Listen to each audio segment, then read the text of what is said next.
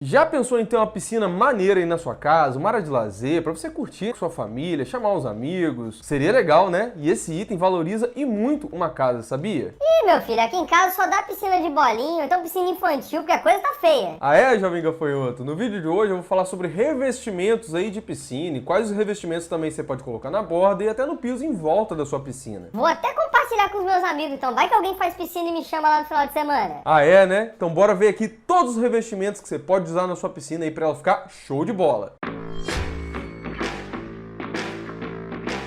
Fala pessoal, tudo bom? Tá aí um elemento que valoriza muito uma casa, um imóvel, né? É ter uma piscina. Um local muito bacana para você ter ali numa área de lazer, uma área gourmet, para você curtir com sua família, com seus amigos, ou só você relaxar mesmo. Tem modelo de piscina aquecida, tem piscina suspensa, tem piscina num terraço, enfim. E tem vários materiais também que a gente pode utilizar para fazer piscina, que a gente vai se aprofundar mais no vídeo de hoje, como piscina de fibra, piscina de alvenaria, vidro e até piscina que imita uma praia, para você ter ideia. Mas você sabe quais são os melhores materiais para você usar numa piscina? Qual material que a gente consegue utilizar na borda dela ou até mesmo no piso que fica em volta dessa piscina? Ah, eu sei de nada não, meu filho. O vídeo é seu, você que dê seus pulos aí. Vou te dar várias dicas sim e você pode dar seus pulos na sua piscina depois se você quiser, mas antes, por favor, não se esqueça de deixar aquele joinha, aquele like, ajuda muito o nosso trabalho e faz esse vídeo chegar para outras pessoas no YouTube. Se você puder também dar aquela força e se inscrever no canal, eu te agradeço de coração, tá gente? E ativa o sininho, porque aí o YouTube te avisa sempre que sair um vídeo novo aqui. E muito obrigado de coração a todos os novos membros que estão chegando